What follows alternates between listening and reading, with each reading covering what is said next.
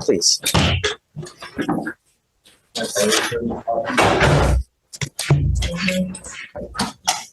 Who do we have here, Greg? This is Mr. Zenon, Your Honor. Visit PC, Your Honor. I have some questions. Oh, you picked up a new case. I'm sorry, I'm just getting wind of this now. I didn't realize this. He just picked this up. My client or the person? Yeah, him. Picked up an interference 2 days ago. That's what I'd like to revisit. Yeah, of course. So you were on felony probation for a very serious case, evading arrest in a motor vehicle, which carries up to 10 years in prison. Now you've picked up a new case. Greg, I got to tell you that I don't know how much you know, but I have quite a bit of history with Mr. Zenon here. In fact, within the last 2.5 years, 1, 2, 3, 4, 5, 6, 7, 8, 9. Now he's on his 10th case. Specifically. Hold up, did Judge Fliescher just say 10 cases in 2.5 years? That's not just a rap sheet, that's a rap novel. And while many were dismissed, this raises a big question. When does second chance turn into systematic chaos? Let me know in the comments. Is this justice reform working or failing? An unlawful carrying of a weapon, another unlawful carrying of a weapon, another unlawful carrying of a weapon, another unlawful carrying of a weapon, a felony possession of marijuana, felony assault of a pregnant person. And I guess all that worked into a deal where he got on probation for an evading. And now we have. Right, but all those cases were dismissed, correct, Your Honor? Okay. Pursuant to the, I guess. I understand. That we literally had one after the other, like a rung on a step ladder. One after the other. So let's do probable cause. Thank you, Your Honor. You have the right to remain silent. Anything you say can or will be used against you. You have the right to have an attorney present. If you cannot afford one, one will be appointed to you.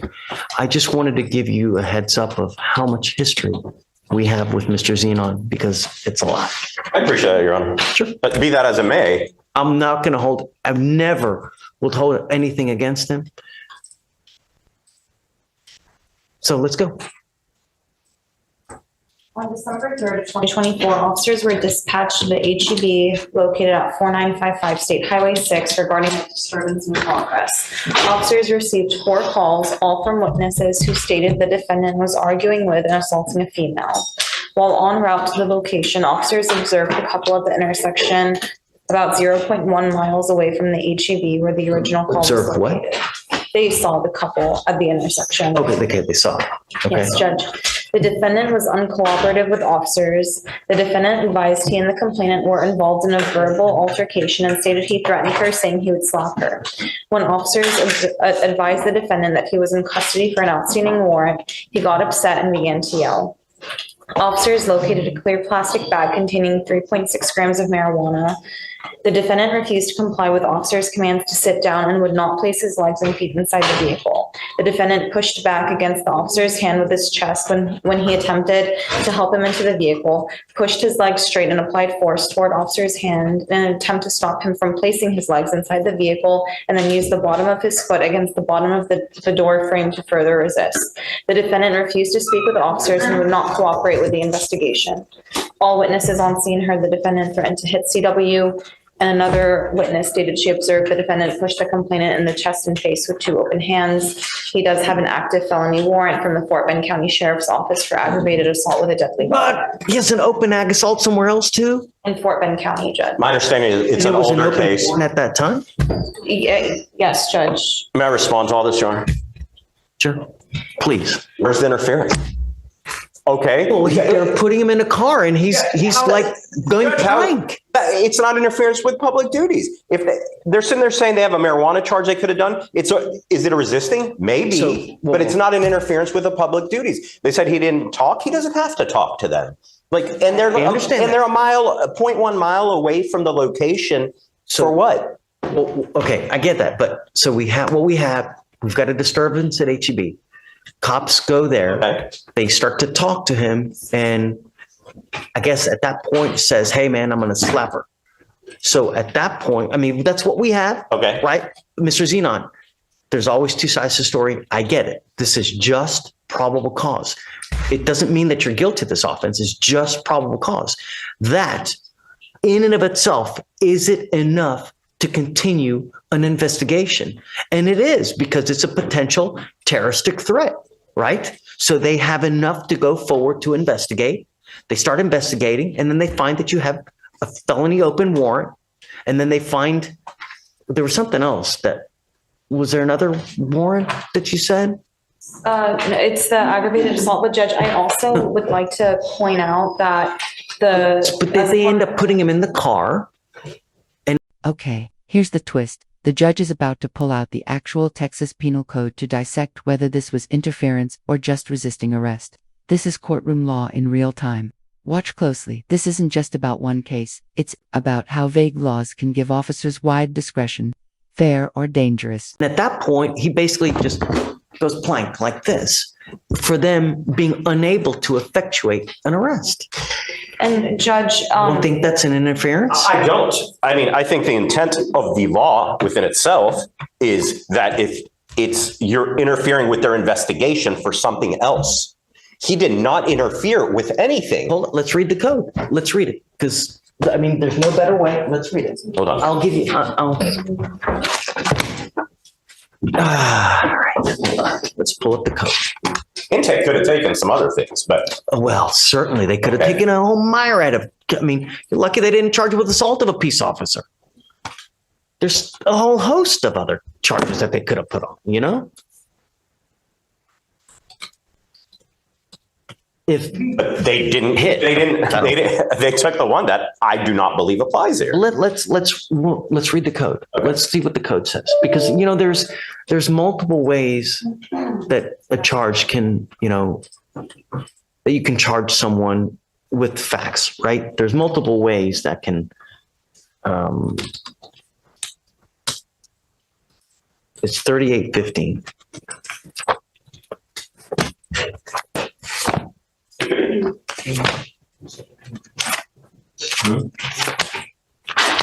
That's okay. Don't worry.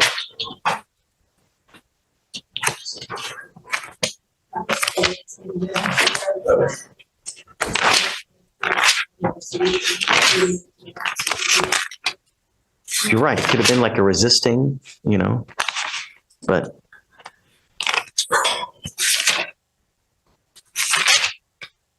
okay, you ready? A person commits an offense if the person with criminal negligence interrupts, disrupts, impedes, or otherwise interferes with, number one, a peace officer while the peace officer is performing a duty or exercising authority imposed or granted by law. Two, a person who is employed to provide emergency medical services, a firefighter. Number three, for an animal under supervision. Now,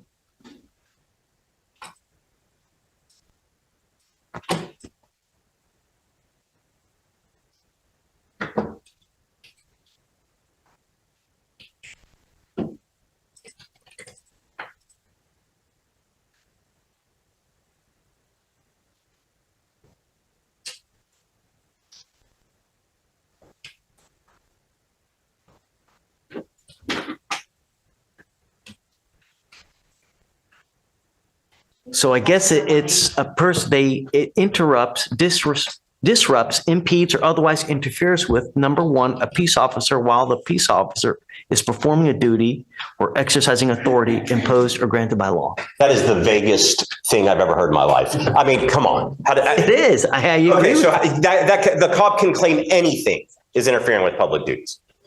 I mean, constitutionally, that is the vaguest thing I've ever heard of. Judge, that's the statute. That's the penal code. You'll find no argument with me, right? It is pretty vague. Yeah. It is. He's got bigger issues. I mean, they should have taken the other charges. My whole point. I mean, But he's disrupting the officer while he's trying to discharge a duty, right? The officer's trying to arrest him and put him in the car, and he's not letting him do it. I mean, that's assuming they even had the right to do that. I mean, he's 0.1 It's an miles open away. felony warrant.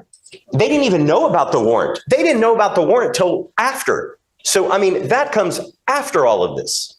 They're saying, go ahead. I didn't even give you a chance to talk. No, you're okay, Please. Judge. They were investigating the assault, Judge, is what or the threat that he admitted to making. So it was an active investigation. And then when they were detaining him, he was resisting arrest, is what it seems like. And that's why it was charged with interference with public servant. And there were also 4 911 calls that were made about this couple arguing. I mean, that's what they were investigating. And the witnesses all described. They put him, the I guess, defendant. did they put him under arrest at the time when he said that he was making that threat?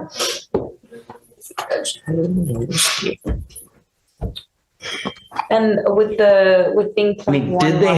did they have the authority to arrest at that time? Right? So I think it was during their investigation, the defendant admitted to threatening, that he would slap the Miss Clark. And it's at that point they start to put him under At arrest. that point, they ran him through the NCIC and they found that there was an active warrant. And then they informed him that he was in custody. Okay, then that's a resisting from what they're using to say he's pushing back or pushing. Remember, That's I a mean, resist. it- That's not it interference could with be- public duties. But it could be that a set of facts can be multiple charges, right? So it could be resisting, but it could also theoretically be interfering with what he's trying to effectuate, which is an arrest. It's a duty that he's performing. He's performing the duty of an arrest. But again, it's vague. It's if the officer didn't put in the report. He's not saying in the dim summary, you are under arrest. We don't. Well, I mean, it's Okay, well, I mean, but so I mean, this we is- don't know. I mean, Okay, I'm just saying. if he says he's under arrest, but I mean, damn, it's all but clear. I mean, this is. We also don't have the offense report We yet, don't I Judge. don't That's care. I what he mean, was in but the I think that process. there's enough, he places him in custody, right? He's going to arrest him, starts putting him in the car, and dude goes plank. I know, but I don't have the video. I've I mean, I shared the think that- videos with. Remember, You're right, I haven't had a chance. guys, this is a very low burden. This is probable cause. This is not beyond a reasonable doubt, Beyond a reasonable doubt is a different standard. This is just to see if there's enough to go forward. And according to this, you are disrupting, allegedly, you're impeding, and you're otherwise interfering with him trying to arrest you and putting you in the car. A person can interfere with duties in multiple ways. It's not just one way. Like you go over there and someone else tries to stop an arrest from happening. I don't know. I think that there's enough. Whisper to me because I want to know what you're about to say. And if you want time, you guys can go back and talk. Okay, well, I got to say. 3 times to search me. Can I have a moment to look at the video? He's telling me a whole separate fact pattern. But I need to give them time to be able to look at it too. I mean, it's noon. Why don't we do this? Why don't we roll it to Monday and we can, I'll find it now. We can reapproach Monday morning or tomorrow even. And if you find, I mean, because if you find a completely set of different facts than to what they're saying on video, I'm all ears. I'm always all ears. I'm always willing to rehear probable cause at any time. I mean, it's not the be all end all. But for now, what they're telling me, if it in fact is the case, there's enough for probable cause to go forward. Is there enough beyond a reasonable doubt? I don't know. But be that as it may,